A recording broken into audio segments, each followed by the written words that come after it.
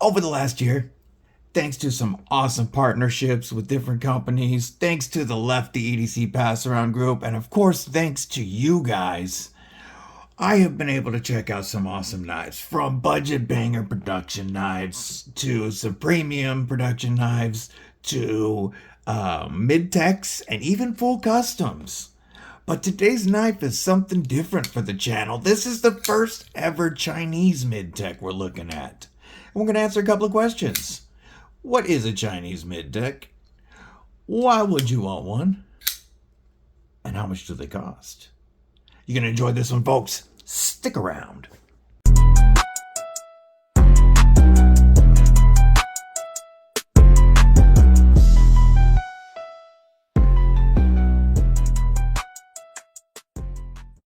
What it do, Kripple Krew? EDC with DVD, disabled but deadly, and I really do have a wicked knife to look at today, courtesy of the LeftyEDC Passaround group. This is the Genex Primarch 3 by J. Ben Knives. But before I get into this knife, make sure that you stab that like button like you mean it. Also, make sure that you've /subscribe and that you bash that bell for notifications so you don't miss anything, like the upcoming TRM tag-along giveaway, folks. Also, if you like what I do here, it only costs a couple of bucks a month to join Kripple Krew Inc., where you get access to members-only content and members-only giveaways. That couple of bucks a month really helps support what I do here at the channel, but that's completely up to you. All right, before we talk about what a Chinese mid-tech is, let me give you some specs on the Genex Primarch 3. And what we are looking at is an 8.26 inch overall length with a blade length coming in at 3.55 inches with a blade steel of Vanax Superclean. We have a beautiful harpooned clip point recurve Tanto. Yeah, that's a lot. We have a compound ground, harpoon, clip point, recurve Tanto. There we go. With, as you can see, a mixture of finishes. We have a beautiful stone wash on the flats, but then we have these satins on the blade grinds and on the swedges. It just looks phenomenal. We have a handle length of just over 4.7 inches. We have a blade stock thickness of 4.5 millimeters or 177 thousandths. And on the website, for weight, they list a weight range and say it may have slight deviations. So that weight range is between 5.99 ounces and 7.05 ounces. I really need to invest in a scale here so that I can weigh knives out. But yeah, it's definitely on the chunkier side. However, it does not feel bad in the pocket, and it balances very well in hand. Right there, right at the finger choil, right where you would want it. We do have a titanium frame lock with a hardened steel lock bar insert. We'll get to that hardware in a minute. And as you can see, we're rocking about 30-35% lockup on that, but it is a very, very chunky blade stock. So we're not going to be at 50% lockup right now on that kind of blade stock. As far as access, we do have a chamfered and slightly cut back access to that lock bar, and because it's nice and wide, it's very easy to move that out of the way. We have 0 lock stick, and the blade is opened using the dual-sided Zirconium Thumbstuds. Yes, those giant chunky thumb studs are zirconium. Feels phenomenal for the reverse flick, and you guys know me, I always lock myself out thumb flicking a frame lock, but this one is so big, and this pocket clip really does give me the perfect place to grip the knife that I can launch that blade out with my thumb. The detent is tuned perfectly. And when you see, oh, that feels so good. When you see the copper cage that the roller bearings are housed in, you're going to understand why this action is so freaking smooth. Look at that. It'll drop down and take your thumb off if you let it. Matter of fact, so this is the copper cage for those roller bearings. And as you can see, we have 6 roller bearings instead of ball bearings on either side. And it provides phenomenal access. This hardware is proprietary hardware, yes. However, they do include a tool for it. And it does appear to be decently strong hardware as far as this isn't going to be easy to strip. You've got a nice solid tool, and these are big enough that I don't think this is going to strip very easily.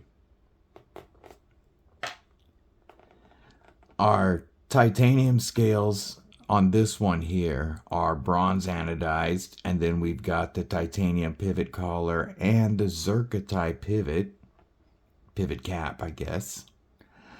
And then our inlays on both sides are Zircuti, so that's a zirconium and Damascus mix, a titanium Damascus.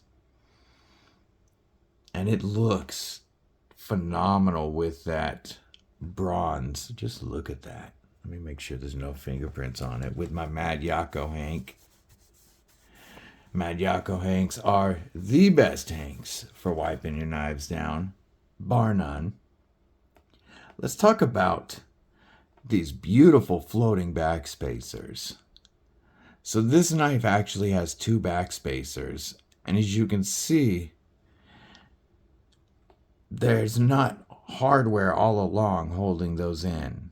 I love that floating look. We've got a much more solid back spacer, and then we've got this mid spacer that gives it that floating feel. A nice hidden lanyard spot back here because of that titanium back spacer. You don't really see it. It's not in the way, messing up with the aesthetics of the knife. But if you're one of those lanyards or Edyards people, then as you can see, you've got that snout style on the back, which is the perfect place for it. But these back spacers are pressed into the frame. The engineering on this is phenomenal. This is some next level engineering. The way this knife is designed. We do have weight relieving pockets inside of the titanium itself. Now, in the beginning, I want to talk about the pocket clip real quick. It is tip up as the gods intended. Right hand only, milled, and I really like the way that they've designed this. You've got this beautiful milled like landing spot, and you'll see why you want a landing spot in a moment. Then you've got this narrow spot with the designs, and then the flare and the texturing, the mill work deep in the pocket of that flare. Also, you notice that the design inside of the lock bar cutout matches their hardware, and it's not just a straight up rectangular shape. They took the time to actually, put some design, some flair to it, and look at the different levels of it. All that different milling. But this pocket clip, you see the blue titanium pin Wonder why? I do love the blind screw look, by the way. Look at that. No screw on your pocket clip. It is a hinged pocket clip. So it is a pretty short pocket clip. And it would be stiff, but this hinge allows it to go in and out of the pocket. And notice it's pretty flat here. That is one of the few things that I think, that there's only two things about this knife that I'm not too keen on, and that's one of them. I do wish that there was a little bit of a ramp underneath here so that there is a little bit more to grab onto your pocket, because this does slide out of the pocket very easily. I don't have to use the hinge. Now, the hinge absolutely makes it easier to get into my pocket. It goes right into the pocket very easily. But there's nothing grabbing it, and there's no resistance coming out. And it's on titanium and Damascus, so it slides very well. I do like that instead of just a small lock bar insert, we do have this whole cap going over. It just adds to the aesthetic of the knife. So, J-Bin Knives, Genex Blades, makes custom and production knives. They do make full-on handmade custom knives, and they are located in China. They also have some production line knives. This Genex Primarch is a MidTech. So what that really means is this is between the two. The engineers and the crazy design minds over at Genex designed every portion of this knife. And then Reate OEMs all the components and sends them back to Genex for all the finish work and all the hand assembly, all the tuning and sharpening. All of that is done by hand by the folks at Genex Blade. So you have Reate as the OEM for all of these components. So you know you are getting the best, one of the best knife manufacturers on the planet, making components to very, very specific tolerances, and then sending these to the people with the passion for this design for them to put together and, lovingly finish for you. And it definitely feels like more than a production knife. Now, I'm not going to say this is on the same level of quality. I'm not trying to bring out all the haters in the comments. But this would compare to something like, for an American equivalent, a McNeese PM Mac 2. Very similar in size, actually, to the Mac 2 3.5, the Gen 2. Here's a couple of quick size comparisons, actually. We'll start off with the Spyderco PM2 Wharncliffe rendition, and they are very, very similar in overall length. Very similar. How about the Hogue Deca? Y'all know I don't mess with bug outs here, but the Hogue Deca, very similar in size. Superior knife. Hogue Deca is going to come in much smaller. That'll, if you're a bug out person, that gives you an idea of the size, though. And everybody knows the Penguin. We'll compare it to the Penguin. You know what? We are going to do one more size comparison, since this thing is pretty much sold out. We'll compare it to, for a size comparison, the Defcon Knives and Bladed Ginger Cardington, which is going to be only a slightly shorter than the Genex Primarch 3. However, this comes in at less than half the cost. Yes, the Primarch 3 ran between $525 and $600. Now, that is the same price as a McNeese PM Mac 2. Pretty much. Almost the exact same. Now, you would be paying quite a bit more if you had the Zirconium Thumbstuds, all the Zircuti inlays, and floating back spacers on the McNeese.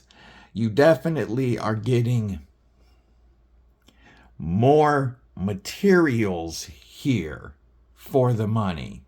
And the engineering, the mill time, and everything, you're just getting more for the money. If this was done in America, if this knife right here, with the Vanax and the attention to detail and the milling that this took, and then hand assembled here in the States, this would absolutely be $1,000 knife. So it's only a $500 to $600 MidTech because it is from China. And you're getting Reate components with just phenomenal fit and finish. Very comfortable for a hammer grip or a saber grip behind the pivot.